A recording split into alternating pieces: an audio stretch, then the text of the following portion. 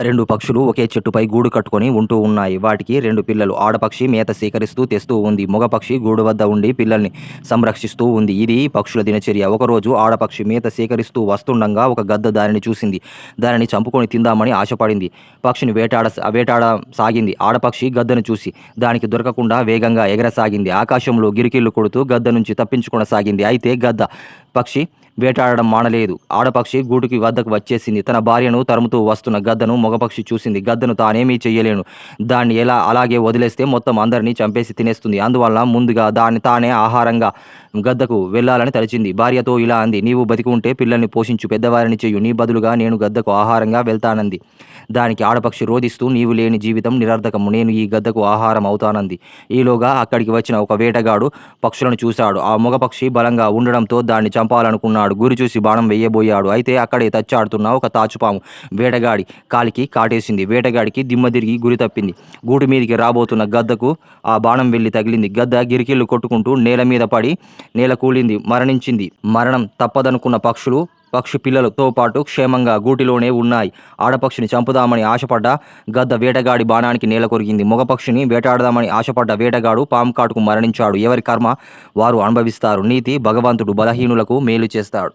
అనాథలైన ఆకలితో అలమటిస్తున్న ఒక సాలీడు తేనెటీగ మిడత చూసింది. వాటికి ఆహారం అందించసాగింది. వాటిని తన వీపుపై ఎక్కించుకొని తన గూడు వద్దకు తీసుకెళ్ళింది. వాటిని పెద్దయ్యే వరకు తల్లివలె పెంచింది.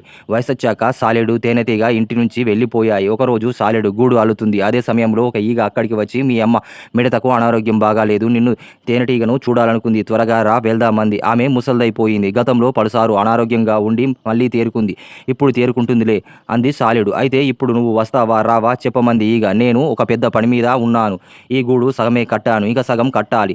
దానికి కొంత సమయం పడుతుంది. ఇప్పుడు వదిలేస్తే ఆ పని ఆగిపోతుంది. నేను వచ్చిన ప్రయోజనం లేదు. నేను వచ్చి ఆవిడను బతికించలేను. అందువల్ల నువ్వే వెళ్ళు అంటూ గూడు అల్లుకొనసాగింది. ఈగ చేసేది లేక తేనెటీగ వద్దకు వెళ్ళింది. మిడత అనారోగ్యం గురించి చెప్పింది. తేనెటీగ చాలా బాధపడింది. వెంటనే ఈగతో కలిసి మిడత వద్దకి వెళ్ళింది. తల్లికి సపర్యలు చేసింది. తేనెటీగను చూడగానే మిడత సంతోషించి ఆనంద బాష్పాలు రాల్చింది. నన్ను నువ్వు చూసినట్టు నిన్ను నీ పిల్లలు చూస్తారు. నీ కుటుంబం బాగా అభివృద్ధి చెందుతుంది. తోటలో పువ్వులు నీకు ఆతిథ్యమిస్తాయి. పువ్వుల పుప్పొడి మకరందం మీకు పుష్కలంగా లభిస్తుంది.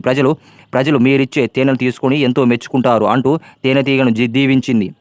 సాలీడుపై ఆగ్రహం వ్యక్తం చేస్తూ, సాలీడు ఎప్పుడు ఒంటరిగానే జీవిస్తూ ఉంది. గూడు కట్టుకున్నా అది చెల్లాచెదురైపోతుంది. జీవితాంతం గూడు కోసం అల్లాడుతూ ఉంటుంది. అలా తన జీవితం మొత్తం గూడు కట్టుకోవడానికే కాలం గడిచిపోతూ ఉంటుంది. సుఖమనేదే దానికి లభించదు. నా మాటలు నిజం కావాలి అంటూ శపించింది తల్లి.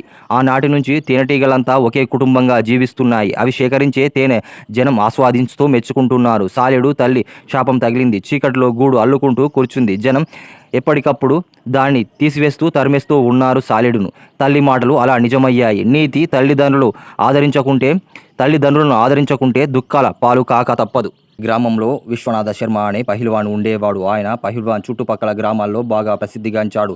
ఆయన పోటీలో పాల్గొంటే తప్పనిసరిగా గెలవాల్సిందే. ఆయన పట్లు అంటే యువత బాగా ఇష్టపడేవారు. వర్మ ఎక్కడ పోటీలో పాల్గొన్నా అందరూ వచ్చి చూసి ఆనందించేవారు. ఆయన కుస్తీ శిక్షణ కేంద్రాలు కూడా నడిపేవాడు. సుమారు 100 మంది వరకు వెంకటాపురం చుట్టుపక్కల గ్రామాలకు చెందిన యువత ఆయన వద్ద కుస్తీ పోటీలో శిక్షణ తీసుకునేవారు. కుస్తీ పోటీలు ఏర్పాటు కోసం ఆ చుట్టుపక్కల ఊళ్ళ నుంచి ఆహ్వానాలు వచ్చాయి. వర్మ ఎప్పుడూ శిక్షణ కార్యక్రమాల్లో క్షణం తీరిక లేకుండా ఉండేవాడు. నాగభూషణం అనే ఒక యువకుడు వర్మ వద్ద మల్లయుద్ధ శిక్షణ తీసుకోవడానికి చేరాడు. దీర్ఘకాలం కష్టపడి విద్య నేర్చుకున్నామనే స్వభావం అతనికి లేదు. ఏదైనా ఇట్టే నేర్చుకోవాలనుకునేవాడు. ఏ పనైనా కానీ క్షణంలో పూర్తి కావాలనుకునే స్వభావం కలవాడు. మల్ల యుద్ధ సాధనపై కూడా ఇటువంటి అభిప్రాయమే అతనికి ఉండేది. వీలైనంత త్వరగా కుస్తీ పాఠాలు పూర్తి చేసి పోటీలో పాల్గొనాలని భావించేవాడు. మొదటి రోజు వ్యాయామశాలకు వెళ్ళి సాధన చేస్తున్న వారిని కలిశాడు. అక్కడ కుస్తీ సాధన ఎంతకాలం పడుతుంది అని అడిగాడు. కనీసం ఏడాది కుస్తీ ప్రాథమిక అంశాలే నేర్పుతారని, ఆ తర్వాత మరో 2 ఏళ్లు సాధన చేయాల్సి ఉంటుందని వారు తెలిపారు. అయితే నేను ఏడాది పూర్తి చేసిన వారితో చేరుతాను అన్నాడు. అలాగే ఏడాది తర్వాత కుస్తీ సాధన పూర్తి చేసిన వారితో కలిసి కుస్తీ సాధన పూర్తి చేశాడు. ఆ తర్వాత వెంటనే మల్ల యుద్ధ పోటీలో పాల్గొన్నాడు. మల్ల యుద్ధంలో అంత పట్టు లేకపోవడంతో పాల్గొన్న అన్ని పోటీలో ఓడిపోసాగాడు. అతన్ని చూసి అందరూ గేలి చేయసాగారు. "నీవేం కుస్తీ యోధునివి, నేర్చుకొనిరా" అంటూ మొహం మీదే విమర్శించసాగారు. ప్రేక్షకుల నుంచి ఇటువంటి విమర్శలు రావడంతో నాగభూషణం కంగు తిన్నాడు. వెంటనే గురువు దగ్గరికి వెళ్ళాడు. జరిగిందంతా వివరించాడు. క్షమాపణలు కోరాడు. అప్పుడు గురువుగారు నేర్వక ముందు పరుగు కోసం తాపత్రయపడితే ఇటువంటి అనుభవాలే ఎదురవుతాయి అని హితబోధ చేశాడు. నాగభూషణం చేసిన తప్పుకు చింతించాడు. అన్నిటికీ దగ్గర దారులు ఉండవని గ్రహించాడు. మళ్ళీ కుస్తీ పాఠాలు మొదటి నుంచి సాధన ప్రారంభించాడు. అనతి కాలంలోనే ప్రావీణ్యం సాధించాడు. గురువు ఆశీస్సులతో పోటీలో పాల్గొని విజయాలు సాధించాడు. నీతి: గురువు ఆశీస్సులు లేనిది విద్య అబ్బదు. అడవిలో 2 నక్కలు ఉన్నాయి. ఒక మాంసం ముక్క కోసం కొట్లాడుకుంటున్నాయి. నాదంటే నాది అని హోరాహోరీగా గొడవలు పడుతూ ఉన్నాయి. ఆ నక్కలను ఒక తోడేలు చూసింది. మాంసం ముక్క కోసం అవి ఒకరినొకరు తిట్టుకోవడం ఎంతోసేపటి వాటి గొడవ తీరట్లేదు. ఈ సమస్యను పరిష్కారం వాటికి తోచలేదు. మొత్తానికి తోడేలు వాటిని విడదీసి, "ఇది చాలా చిన్న సమస్య. దీనికి నేను పరిష్కారం చూపుతా. ఈ మాంసం ముక్కను మీరు చెరో సగం పంచుకోండి. కావాలంటే మీ ఇద్దరికీ సమానంగా నేను పంచిపెడతాను" అని చెప్పింది. తోడేలు మాటలు ఆ నక్కకు నచ్చాయి.